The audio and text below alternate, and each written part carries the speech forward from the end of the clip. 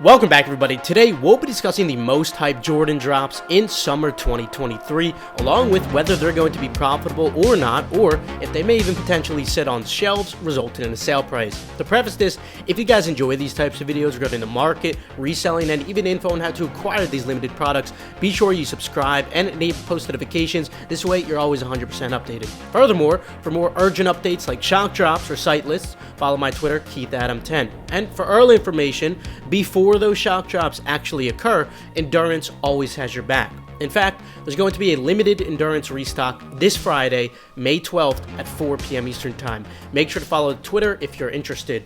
Kicking it off with June 6th for $150, the Jordan 3 Hide and Seek will be dropping exclusively in grade school sizes for Children's Day.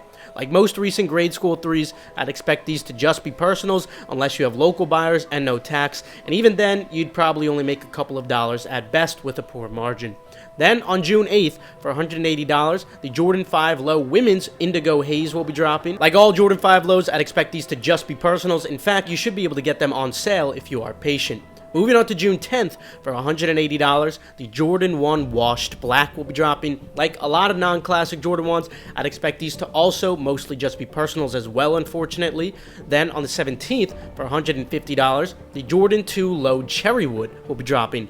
Like most 2 Lows, I'd expect these to also just be personals only, unfortunately. Also on the 17th, for $210, Jordan 5 Craft may potentially be dropping. I say potentially because they might be delayed, but either way, whenever they do end up dropping, I expect them to just be personals, and you should even be able to get them on sale if you're patient. Then on the 22nd, for $150, the Jordan 2 Low Look Up in the Air should be dropping. Like most Jordan 2s, these are just personals as well. Then on July 1st, for $140, the Jordan 1 AJKO Bread will be dropping. I'd also expect these to mostly just be personals, and you may be able to grab them for below retail in the secondary market if you're patient. Also on July 1st, for $210, the Jordan 13 Wolf Gray will be dropping. Like all recent 13s, I'd expect these to also just be personals. Now, moving on to the 8th, for $180, the Jordan 1 UNC Toe will be dropping. Considering this is a UNC colorway and they have great color blocking with a black swoosh, I'm definitely expecting demand to be very high for these. I could definitely see these being profitable with a good to very good margin, especially in large sizes. Then on July 15th, for $200, the Jordan 6 Celestial Gold may potentially be dropping. Whenever they do though, I'm expecting these to mostly just be personals though. Then on the 22nd, for $150, the Jordan 2 Low UNC will be dropping. If there's any Jordan 2 Low that has potential for lunch money, it would probably be these, since they are a UNC colorway, which consistently tends to carry at least decent demand. I'm not confident this far out though, but I do think it's worth paying attention leading up to the drop. Moving on to the 26th, for $140, the Jordan 1 UNC to Chicago will be dropping. Unfortunately, I'd expect these to mostly just be personals, like most recent Jordan 1 lows we've seen, especially with the new retail. Then on the 28th, for $140, the Jordan 1 Low Black Toe will be dropping. Now these might actually have lunch money potential on the other hand.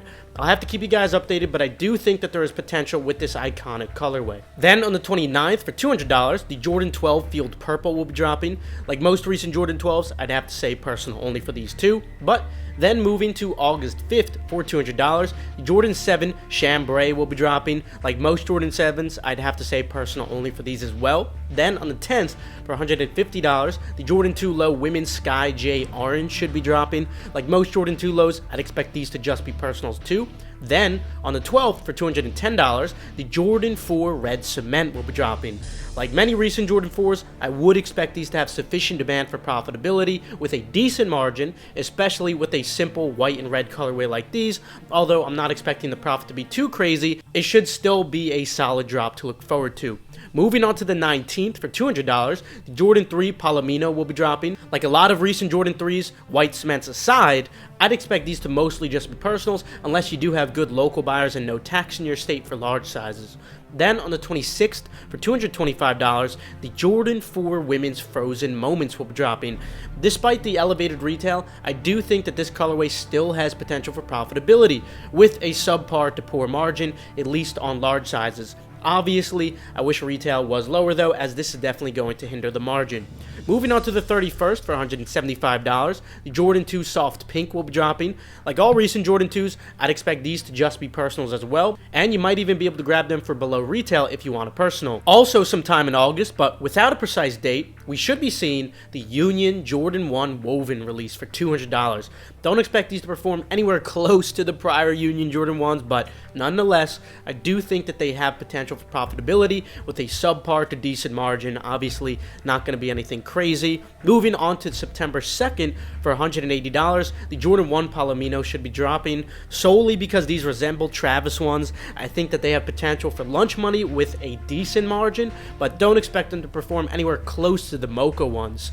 Then on the 9th, for $225, the Jordan 5 Burgundy will be dropping. Like most Jordan 5s, I'd expect these to just be personals, especially because of the elevated retail. Then on September 13th, for $180, the Jordan 1 Praline will be dropping. I'd expect these to mostly be personals as well, unless you do have local buyers and no tax in your state. And lastly, for the summer, on September 30th, the Jordan 8 Playoffs should be dropping for $210. Like most Jordan 8s, I'd expect these to just be personals as well. Let me know which pair you guys are most excited for. Personally, I'm most excited for the Jordan 1 UNC. Remember, there is going to be a limited endurance restock this Friday, May 12th at 4 p.m. Eastern Time. Make sure to follow the Twitter if you happen to be interested. Subscribe and enable post notifications. This way you stay 100% updated on all hype releases. Also, follow my Twitter, KeithAdam10, for urgent updates like shock drops and restocks. With that, have a fantastic rest of your day, and of course, good luck on these upcoming releases.